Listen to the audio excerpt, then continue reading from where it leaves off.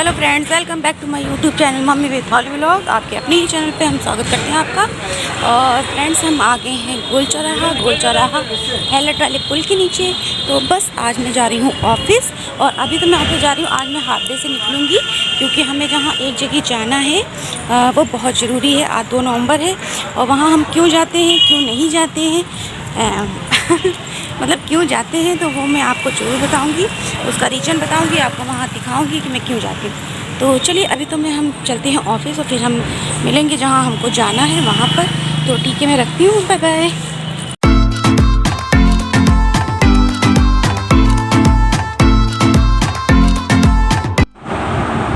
तो फ्रेंड्स, मैं अपने वर्क प्लेस पे आ गई हूँ। मैं 3 बजे यहाँ से निकलूँगी और आप लोगों को साथ में लेके जाऊँगी। एक्चुअली आज हम लोग के जो लाइफ में 2 नवंबर होता है बहुत दुखद होता है, तो वही मैं आप लोगों से शेयर करूँगी कि क्यों हम लोग इतने दुखी होते हैं आज के दिन, और हम लोग कहाँ जाते हैं आज के दिन, और किसको हम लोग याद करते हैं। अपने फैमिली मेम्बर को, अपने फैमिली मेम्बर में हम लोग किसको याद करते हैं, किसकी यादें ज़्यादा आती हैं, और किसके पास हम लोग जाते हैं। तो क्या करते हैं हम लोग और कैसे करते हैं, तो हम लोग मैं आपसे जरूर शेयर करूँगी। तो आप लोग बने रहिएगा मेरे ब्लॉग पर, और ये ब्लॉग कंटिन्यू रहेगा अभी। तो फिर मिलते हैं हम आपसे अपने ब्लॉग में अभी। तो फ्रेंड्स, अब टाइम हो गया है निकलने का, और देख रहे हैं आप 3 बज गया है मुझे धीरे धीरे, क्योंकि आज पेशेंट ज़्यादा हो गए थे तो काम भी ज़्यादा हो गया था। अब मैं धीरे धीरे क्या, अब मैं ऑफिस बंद कर रही हूँ क्योंकि हस्बैंड भी इधर आने वाले हैं। तो हस्बैंड जब आ जाएंगे तो हम लोग फिर निकलेंगे। बाकी सब ऑफ करना है, फ़ैन ऑफ करना है, तो ये सब हम लोग ऑफ करके फिर यहाँ से निकलेंगे लॉक लगाकर, क्योंकि सर लोग मेरे चले गए हैं। तो फ्रेंड्स, जहाँ हम लोग अब जाने वाले हैं वो बहुत ही खास जगह है। आज 2 नवंबर यानी कि 2 नवंबर है, और आज का दिन हम लोगों के लिए बहुत ही, ये समझ लीजिए, बहुत दुख भरा भी होता है। और ये है कि हम लोग अपनों को जो हमारे बीच नहीं है उनको हम उस तरह से सम्मान भी दे पाते हैं, तो हम लोग को वो भी एक तसल्ली होती है। देखिए, दुनिया से हर एक को एक ना एक दिन जाना ही है। तो जैसे कि हमारे घर के जो बुज़ुर्ग थे, हमारी और पीढ़ियाँ जो थी, जैसे कि दादा नाना नानी और दादा दादी तो अब नहीं है, नाना नानी भी अब नहीं है, और मेरी सासू माँ जो कि वो भी अभी जनवरी में ही उनकी भी डेथ हो गई है, तो वो भी नहीं है। तो बस उन्हीं से सबसे उनको सम्मान देने के लिए हम जा रहे हैं जहाँ पर, तो वहाँ पर हम आपको भी लेके चलेंगे। तो आप लोग भी मेरे साथ चलिए। और जैसा कि मेरे दादा दादी हैं, तो मैं आगे आपको बताऊँगी इसके बारे में, तो मेरे ब्लॉग में बने रहिएगा। चलिए फिर चलते हैं हम आगे, और हमको लगाने हैं ये लॉक। तो हस्बैंड आ जाए फिर हम लॉक लगाते हैं। तो वो देखिए फ्रेंड्स, मेरे हस्बैंड खड़े हुए हैं वहाँ पे मेन रोड पर, मेन गेट पर। तो मैं बस यहाँ से नीचे उतरूँगी और उनके पास जाऊँगी, और उनके साथ ही मुझे जाना है ग्रेवयार्ड। और एक्चुअली उनको देर हो गई क्योंकि वो फूल माले भी और ज़रूरत थे तो वो ले रहे थे। तो कोई नहीं, अब हम लोग निकल जाएंगे फिर भी।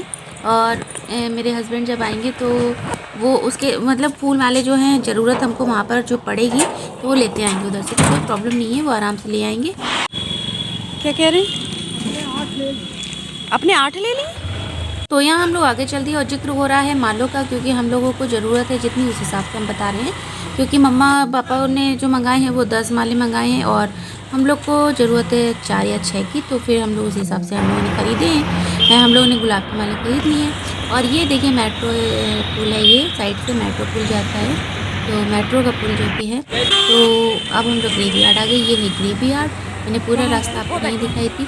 और यहाँ पर बहुत भीड़ है, बहुत, मतलब एक तरह से फंक्शन आपको लगेगा जैसे कि फंक्शन हो रहा है। और ये है मम्मा, हमारी सासू माँ की ग्रेव।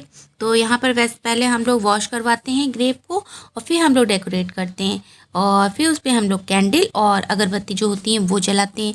तो यहाँ पे ये छोटे छोटे बच्चे होते हैं, गरीब हैं, यहीं के पास के झोपड़पट्टी में जैसे कि रहते हैं, तो वो ये काम कर देते हैं। आप खुद पे मतलब कि जिसके अपने लोगों की कब्र पे जो आते हैं ग्रेव पर, वो खुद भी वॉश कर सकते हैं। तो ये बच्चे जल्दी आगे आगे बढ़कर करते हैं, तो उनको पैसे दे दो तो ये खुश हो जाते हैं। तो बस इसी कारण इनसे धुलवा लिया था, बाकी हम लोग खुद भी कर सकते हैं और करते हैं। तो मैं बता दूं आपको कि ये मेरे नाना जी की ग्रेव है, और ये मेरे नाना जी थे, बहुत अच्छे मेरे नाना जी थे, बहुत प्यार करते थे हम लोगों से। हम लोग को उनको आज उनकी बहुत याद आ रही है, बहुत दिल और मन दुखी है।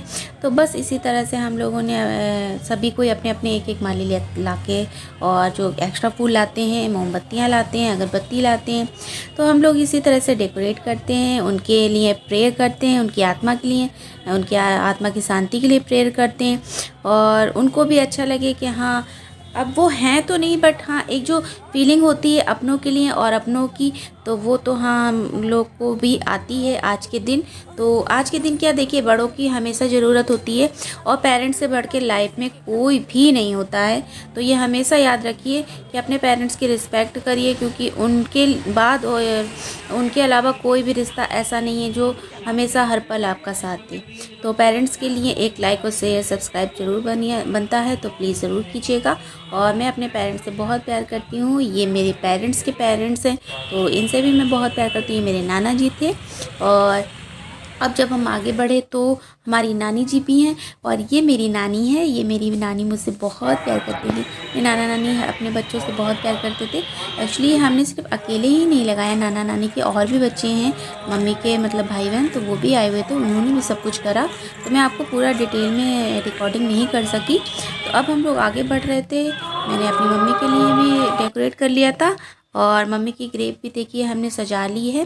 फिर आगे बढ़ के पापा की ग्रेव थी, तो पापा की भी ग्रेव यानी कि मेरे ससुर जी की, तो वो भी हमने डेकोरेट करी, और बहुत अच्छा लगा। बहुत मन को शांति हुई कि हम अपने बड़ों के लिए कुछ कर पाए।